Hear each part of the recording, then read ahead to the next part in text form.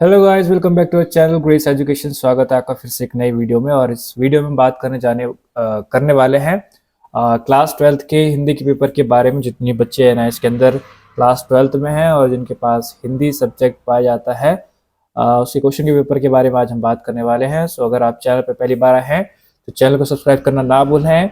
और बिना किसी देरी के चलिए बढ़ते हैं क्वेश्चन पेपर की तरफ। सो ये जो क्वेश्चन पेपर है वो है आपका 2024 का सैम्पल क्वेश्चन पेपर है आपका। और जो 2024 से जो आपका फॉर्मेट था क्वेश्चन पेपर का वो पूरी तरह बदल चुका था, क्योंकि जो सिलेबस था वो पूरा नया हो गया था, इसलिए जो क्वेश्चन पेपर का फॉर्मेट है वो भी चेंज हो गया था। तो इस क्वेश्चन पेपर हम देखने वाले कि जो आपके जो क्वेश्चन पेपर है वो किस प्रकार आने वाले हैं। सो बने रहे इस वीडियो में, लास्ट तक आप वीडियो को पूरा देखें ताकि आपको पता चल जाए कि जो आपका क्वेश्चन पेपर है उसमें किस तरह से क्वेश्चन आने वाले हैं और कौन कौन से चैप्टर से आपके क्वेश्चंस आ सकते हैं। पिछले वाले जो क्वेश्चन पेपर है उसमें कहाँ कहाँ से क्वेश्चंस आए हैं।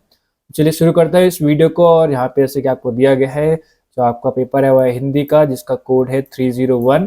ठीक है, और यहाँ पे हम डायरेक्ट चलेंगे, हमारे पास जो क्वेश्चन है उसको हम देखेंगे फटाफट।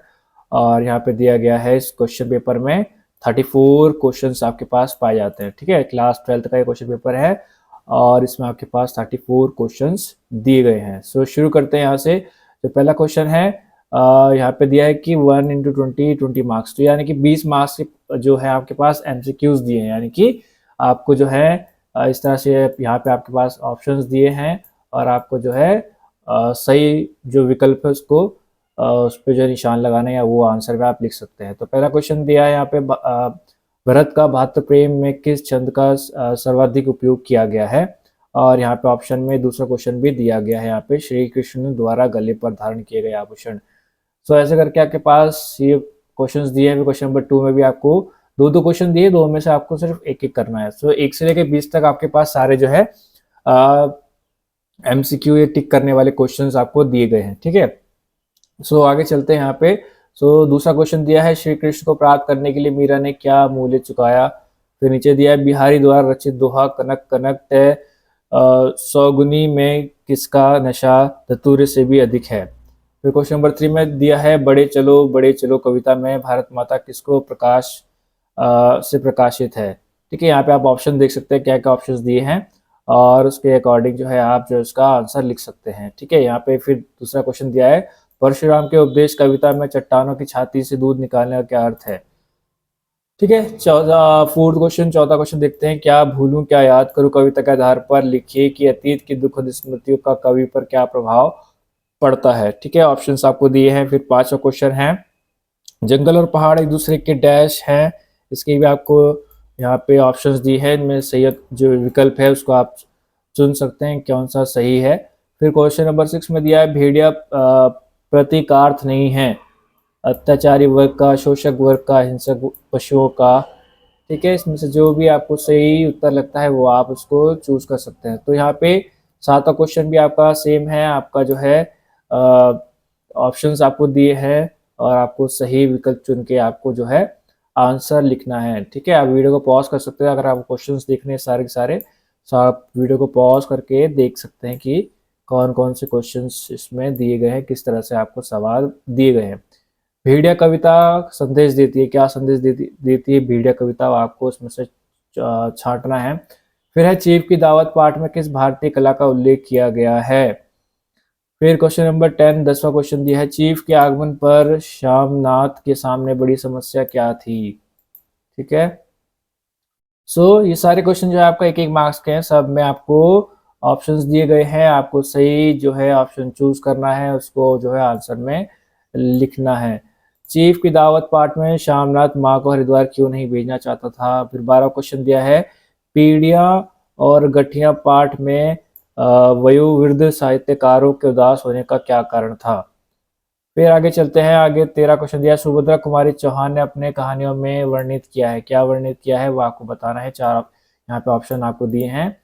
फिर है 14 क्वेश्चन, मैं कन्यादान नहीं करूंगी कथन सुभद्रा कुमारी चौहान के व्यक्तित्व की किस विशेषता को दर्शाता है, ये आपको बताना है। ठीक है, यहाँ पे ऑप्शन दिया, दोनों में से कोई एक करना है। सुभद्रा कुमारी चौहान और महादेवी वर्मा के बीच रिश्ते का आधार है, क्या आधार है वो आपको बताना है। ठीक है, ऑप्शन आप देख सकते हैं। आगे बढ़ते हैं। आगे 15 क्वेश्चन दिया है, इसमें दिया अंडमान डायरी के आधार पर लिखिए कि सेल्युलर जेल में बंद भारतीयों की आंखों में एकमात्र स्वप्न क्या था। ठीक है, आपको बताना है क्या स्वप्न था।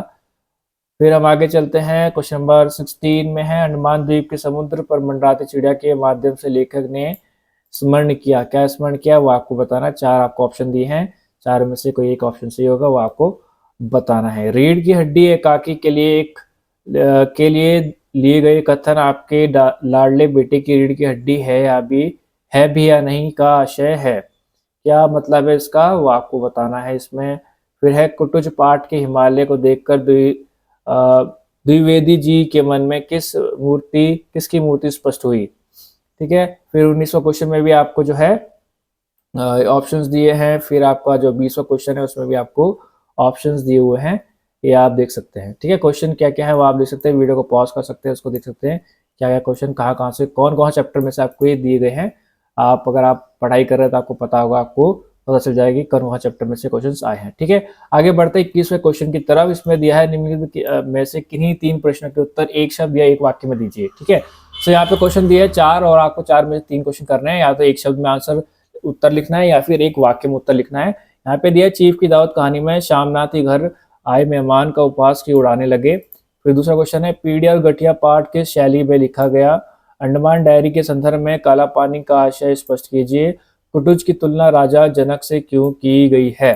ठीक है, 3 क्वेश्चन का आंसर देना, सिर्फ 3 मार्क्स का, यानी कि सारे क्वेश्चन 1-1 मार्क्स के हैं। ठीक है, फिर आगे चलते हैं 22वां क्वेश्चन। 22वें क्वेश्चन में दिया है कि 3 के उत्तर लिखना है, सही गलत में दीजिए। आपको बताना है कि जो वाक्य है ये सही है या गलत है। ठीक है, यानी कि ट्रू फॉल्स है, आपका सही गलत बताना है। औपचारिक और अनौपचारिक दोनों ही प्रकार के पात्र में आरंभ व अंत की औपचारिकताएं होती हैं। फिर है पत्राचार भाग के कच्चे प्रारूप को टिप्पण कहा जाता है।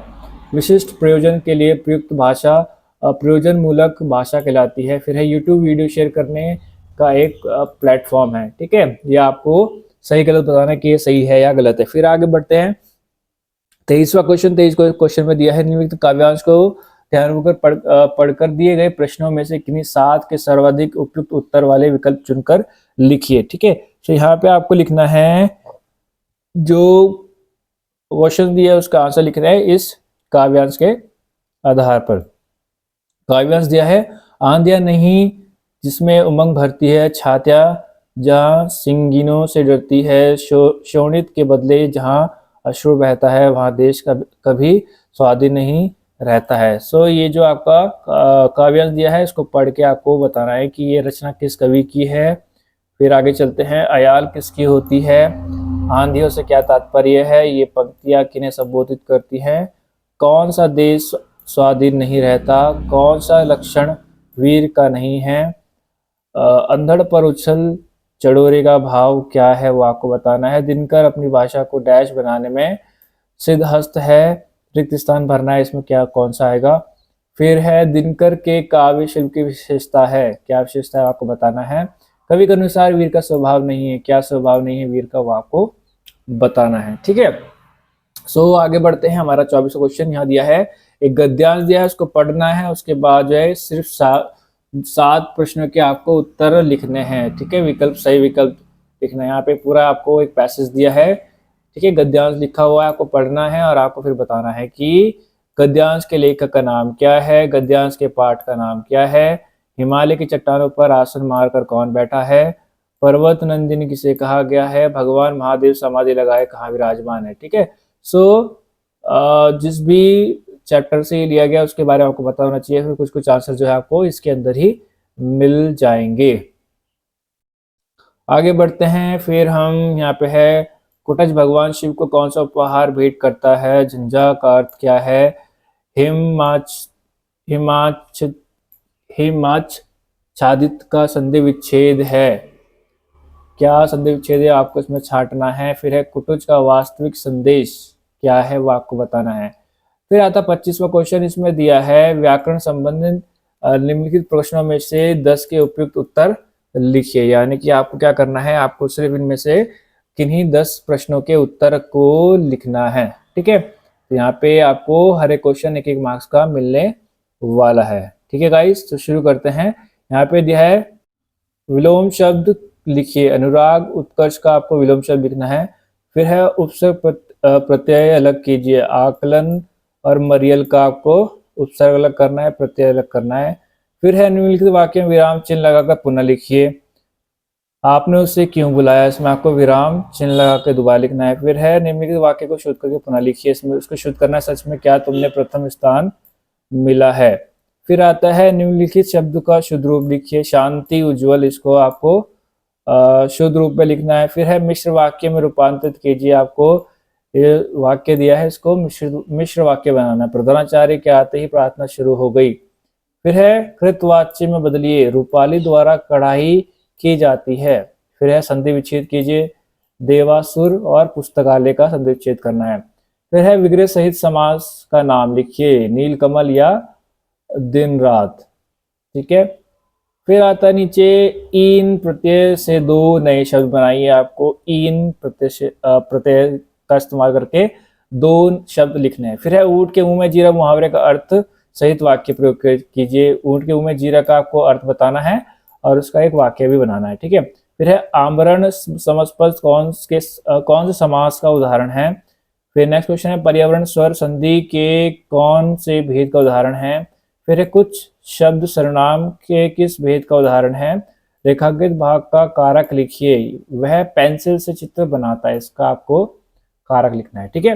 फिर है आगे 26वां क्वेश्चन। 26वें क्वेश्चन में आपको काव्यांश दिया है। इस काव्यांश की आपको सप्रसंग व्याख्या करनी है। ठीक है। यहाँ पे आप देख सकते हैं कौन सी कविता से इसको लिया गया है। सपने हूँ दोष कलेसु न काहू मोर अभाग उदधि अवगाहू, ये आपके पास एक काव्यांश है। दूसरा वाला काव्यांश दिया है आया होगा न जाने किस काम से वह, न जाने कितनी बातें रही होंगी मुझसे कहने को। ठीक है।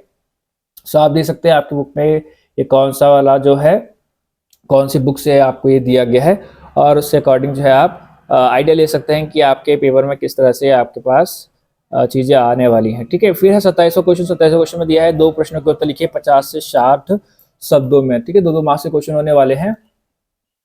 ठीक है।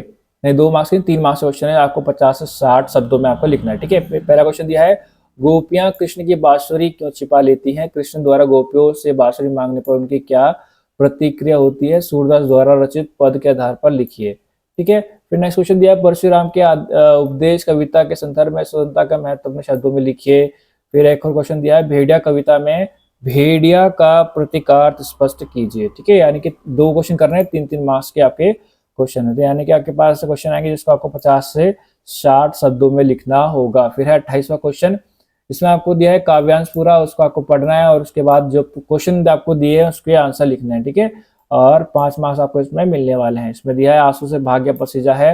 हे मित्र कहाँ इस जग में नित्य यहाँ शक्ति के आगे दीपक जल ते पग पग में। सो यहाँ पे दिया है आंसू से भाग्य पसीजा है। पंक्ति का आशय क्या है, इसका मीनिंग क्या है वो बताना है। इतिहास में किसका नाम अमर रहता है और क्यों वो बताना है। जंग रंगमंच का अभिनय जो आता सो जाता पंक्ति के माध्यम से जीवन की किस शाश्वतता का उल्लेख किया गया है। ठीक है। तो यहाँ पे आपको क्वेश्चन दिए हैं 5 क्वेश्चन, इसमें कोई ऑप्शन चॉइस नहीं है। ठीक है। सारे 5 के 5 आपको करने हैं। तो आप वीडियो पॉज करके बाकी क्वेश्चन को आप देख सकते हैं। बढ़ते हैं आगे की तरफ। इसमें दिया है 29वां क्वेश्चन। इसमें आपको गद्यांश की सप्रसंग व्याख्या करनी है। ठीक है। आपको एक गद्यांश दिया हुआ है, आपको उसकी सप्रसंग व्याख्या करनी है। ठीक है। सो यहाँ पे 2 क्वेश्चन दिए, दोनों में से आप कोई भी एक कर सकते हैं। फिर आता है हमारा 30वां क्वेश्चन। इसमें दिया है 2 क्वेश्चन आंसर, इसमें आपको 3 क्वेश्चन दिए, 2 क्वेश्चन आपको करने हैं 50 से 60 शब्दों में। वो भी आपका जो है 3-3 मार्क्स के होने वाले हैं। क्वेश्चन दिया है चीफ की दावत कहानी में श्यामला अपनी माँ के साथ किस प्रकार का व्यवहार करता है, उसमें उससे उसके चरित्र के विषय में क्या पता चलता है। रीढ़ की हड्डी एकाकी के शीर्षक की सार्थकता सिद्ध कीजिए। पीढ़ियां और गठिया पाठ के आधार पर लिखिए कि पुरानी नई पीढ़ी की दायित्व क्यों नहीं सौंपना चाहती, इससे युवा पीढ़ी किस प्रकार प्रभावित होती है। आगे बढ़ते हैं। आगे दिया है आपका एक 31वां क्वेश्चन। इसमें दिया है गद्यांश, आपको पढ़ना है और उसके बाद इसमें से पूछे गए क्वेश्चन का जवाब देना है। ठीक है। ये तो हर कोई कर लेता है, आराम से अच्छे से इसको आप पढ़िए और फिर जो है इसका आंसर दीजिए। इसमें दिया आत्मनिर्भरता का अर्थ अपने ऊपर निर्भर रहना। तो यहाँ पे पहला क्वेश्चन यही है आत्मनिर्भरता का क्या तात्पर्य है। तो सिंपल सी बात है, आपको यहाँ से ये आंसर मिल जाएगा। ठीक है। चलिए आगे बढ़ते हैं फिर। तो ये क्वेश्चन जो है सारे जो है आपका इस गद्यांश होने वाले हैं, ठीक है। तो गद्यांश जो आपका अलग अलग आ सकता है, कुछ भी गद्यांश आपको मिल सकता है, तो ध्यान रहे 5 मार्क्स का आपका गद्यांश में रहने वाला है। फिर 32वां क्वेश्चन, फिर से आपको क्वेश्चन आंसर्स दिए हैं, 50 से 60 शब्दों में लिखना है, और ये आपके 2 ही क्वेश्चन दिए, इसमें कोई ऑप्शन नहीं है, और 3-3 मार्क्स के क्वेश्चन होने वाले हैं। इसमें दिया है अखिल भारतीय शिक्षा एवं संस्कृति परिषद के महानिदेशक की ओर से कार्यालय में मोबाइल फोन पर होने वाले व्यय के लिए धनराशि की सीमा निर्धारित करने हेतु परिपत्र लिखिए। आपको एक पत्र लिखना है, ठीक है, ये आपको दिया है पत्र लिखने के लिए। फिर है सरकारी कार्य के सहायक अधिकारी द्वारा बीए की पढ़ाई हेतु उच्च अधिकारी को टिप्पण लिखा गया है, उसके उपयुक्त में अधिकारी द्वारा टिप्पण लिखिए। आपको यहाँ पे लिखना है टिप्पण, ठीक है।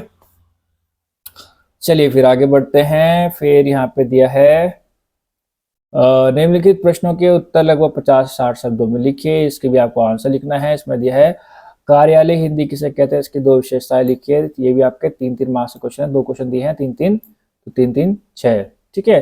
संचार माध्यमों के उपयुक्त होने वाली हिंदी पर टिप्पणी कीजिए। फिर है 34वां क्वेश्चन, इसमें दिया है निम्नलिखित प्रश्नों के उत्तर लगभग 80 से 100 शब्द में लिखिए। यहाँ पे है 4 + 4 = 8, यानी कि 4-4 मार्क्स से क्वेश्चन होने वाले, क्योंकि 80 से 100 शब्दों में आपको लिखना है। इसमें दिया मोबाइल फोन विभिन्न संचार माध्यमों का संवाहक है, सिद्ध कीजिए। गूगल टूल द्वारा देवनागरी लिपि में टाइप करना सरल कैसे हुआ, ठीक है। तो ये आपको इसमें आंसर देना है, ठीक है। तो ये था हमारा नया जो सिलेबस है, उसके अकॉर्डिंग हमारे पास ये क्वेश्चंस था। सो अगर आप नए सिलेबस को पढ़ रहे हैं तो आपका जो क्वेश्चन पेपर है वो इस प्रकार आ सकता है। सो आपको इस क्वेश्चन पेपर से पता चल गया होगा कितने कितने मार्क्स से कौन कौन से क्वेश्चंस होने वाले हैं, कैसे आपका पेपर आने वाला है। सो इस बार मल्टीपल चॉइस क्वेश्चन बहुत सारे हैं, 20 मार्क्स के तो आपके पास ये टिक करने वाले क्वेश्चन ही हैं। सो बाकी आपका जो है जो भी आपका पत्र है और गद्यांश है, पद्यांश है, सब में से आप मार्क्स इजीली स्कोर कर सकते हैं, ठीक है। सो मैं आशा करता हूँ ये वीडियो आपके लिए यूजफुल रहा होगा, जितने बच्चे क्लास 12th में एनआईएस के अंदर पढ़ रहे हैं, जिनका एग्जाम अभी होने वाला है, 2026 में होने वाला है। सो वो इस पेपर से आइडिया ले सकता है किस प्रकार का पेपर आने वाला है, और अपनी तैयारी को अच्छे से कर सकते हैं। सो आई होप आपको वीडियो पसंद आई है, और वीडियो पसंद आई है तो आपको पता ही क्या करना है, ठोक दीजिए, 5000 लौटे दिख जाना चाहिए।